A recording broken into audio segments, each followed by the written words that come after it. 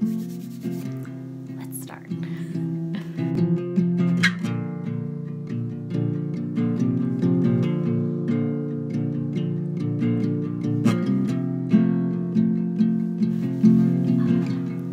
Hello, everybody, and welcome to another episode of Obsidian Knits. My name is Chris, and you can find me on the internet, on Instagram at Obsidian Brat or Ravelry Obsidian Brat. You can also find me on the Making app at Raw Obsidian Knits. Yeah, those are the places. This week, I wanted to talk about some acquisition of yarn, free yarn, and nothing is better than free yarn.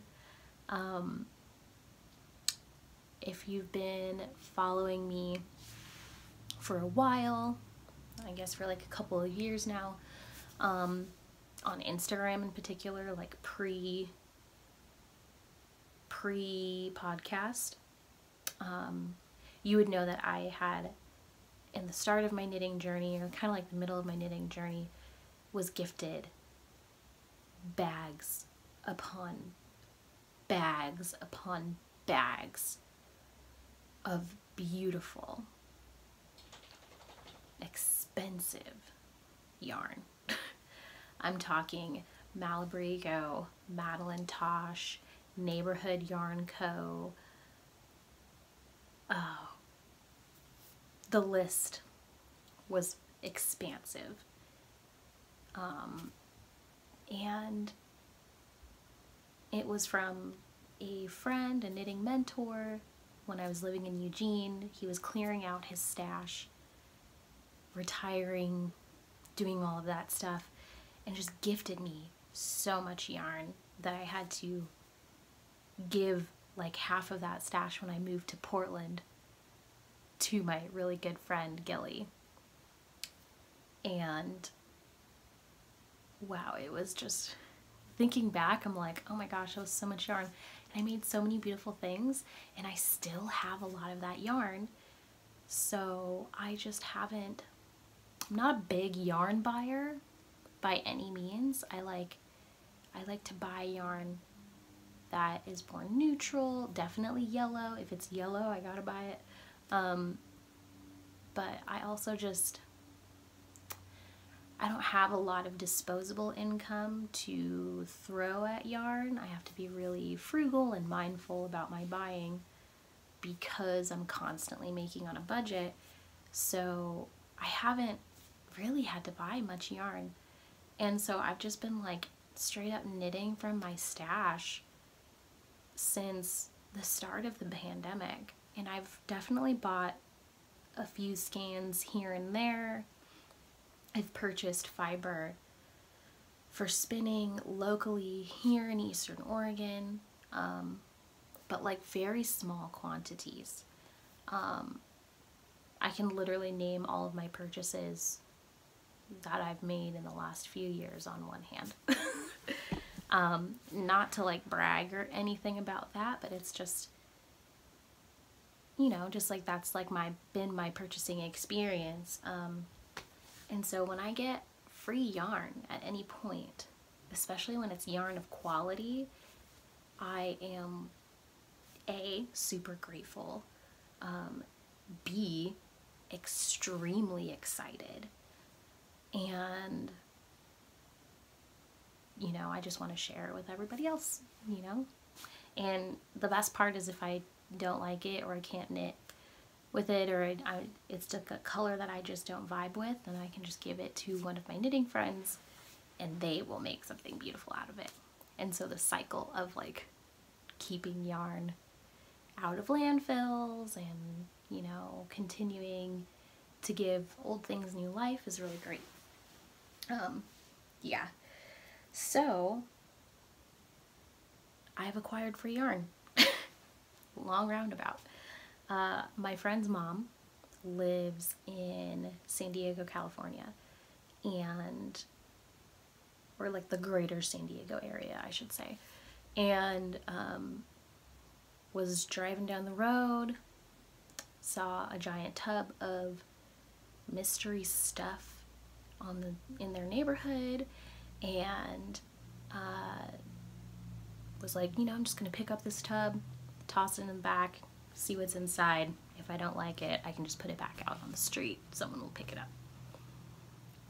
And lo and behold, she gets home, she opens the tub and finds tons of beautiful yarn and even some whips.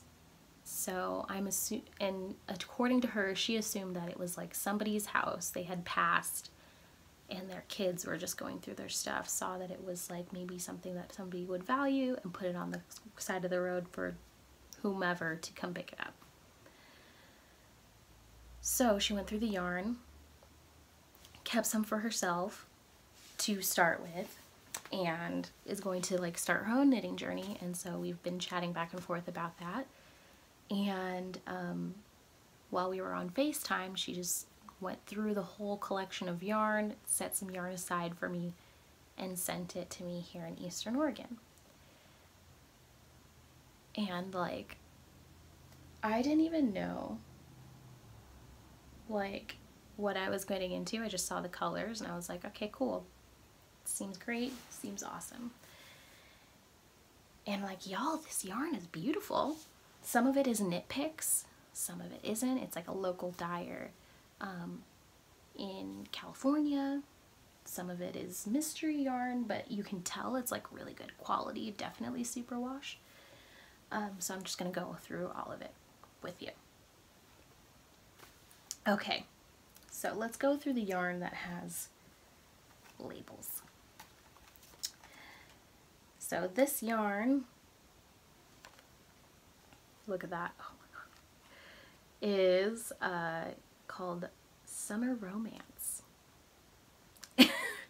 And it's in 100% superwash merino.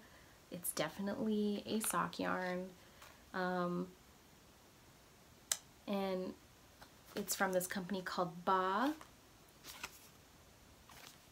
and La Jolla, I believe, is their sock yarn line. But it's really beautiful yarn, hand painted, hand dyed, squishy. I don't normally work with superwash a whole lot, but you know what? We're gonna make it work. I'm definitely gonna make socks out of this. I need more socks. And sock yarn is always so popular. Also in the same superwash merino base, Cinnamon Dulce. Look at that. Beautiful. Super beautiful. And then we have another one. It kind of got unraveled. And this is in their Sonoma base. It's called Parlez-Vous. It's this beautiful purple, speckly, and it's definitely a DK, I want to say. Definitely a DK. But very, very nice. Very beautiful. I don't even want to spin this because it's all weird. And then I want to say, yeah, that one probably goes with that because it looks very similar. So this is another 100% merino. It's probably a sock yarn because of the needle size is 0 to 2. And it's dream yarn in smushy, yeah, it's a sock, as I assumed. Smushy sock in Petal Shower. It's like pink and cream and squishy and beautiful. In the same company, this is kettle dyed and superwash merino in Fern Slipper. very pretty. I've never like experienced kettle dyed yarn. I want to research more of like what that entails. And then this is like a mystery sock yarn. It's got like this almost like a pastel, like faded blue. It's really soft, it's really squishy. It does feel like it could be a superwash merino, but it's really nice, very bouncy. Next is Wool Balance in Cryosite. No, in Croquet. Words. And this is organic cotton and organic merino, 50-50. So there's that. It's beautiful, like heathery orange. And there's also like a little bit that it came with. And then there's this like these two skeins, and I'm pretty sure they're the same colorway, but you know, like one of the cakes did that like weird thing that they do when in storage, and then the other one is on its way to start doing the weird thing on the top. Mystery yarn, definitely sock yarn, definitely probably superwash merino, I'm assuming. Yeah, very cool, hot pink. I don't know what the heck I would make out of this. Definitely some socks. Probably something fun for Esperanza. We'll see. We'll see. And then I got, let me just like, let me dig around because there isn't. So I got this bag of like mystery mustards with like a spotted green and yellow. And I feel like that would make a really fun sweater. Or like a tank top. But yeah, fun bag. And then I got a bunch of the Knit Picks palette colors. So you know this lady loved to knit. She ordered from Knit Picks. And this one is the custard colorway. And then there's another in Semolina. And another in Alfalfa. And this last one is in that weird lavender color. I need to look it up and see. But the palette colorways are the Peruvian Highland wool, and they are fingering weight. And then we got some Rowan Kid Silk Haze. What is the colorway? No colorway. Just dye lot 3000. But it's like this beautiful silvery, lavendery. I think these two together, it would be really nice. But yeah, beautiful yarn that I had acquired. Free. I want to say these are probably, I definitely have over 100, maybe even like $200 worth of yarn at the very least that I got for free, that somebody got on the side of the road and just thought of me and wanted to gift me some yarn. So that is very amazing and nice, and I love that I keep getting like free supplies and materials to make stuff. it's very fun and heartwarming. Yeah, so I keep getting additions to my stash. I have no reason to go shopping ever again. But I will probably still, you know, I have friends who are dyers and makers, and I'll probably still invest my dollars in their businesses because I want to see them thrive. Oh my gosh. And, you know, I'll continue making stuff, and maybe I'll even do like a giveaway and give some followers some yarn. I don't know. We'll see what the future holds. Other than that, I do have some works in progress that are not knitting, and they are spinning related. Many of you know that I spin, and I am a terrible person. I have had the same fiber on the bobbins for months, y'all. Months. I think I was trying to ply this Polwarth silk since Esperanza was like weeks old.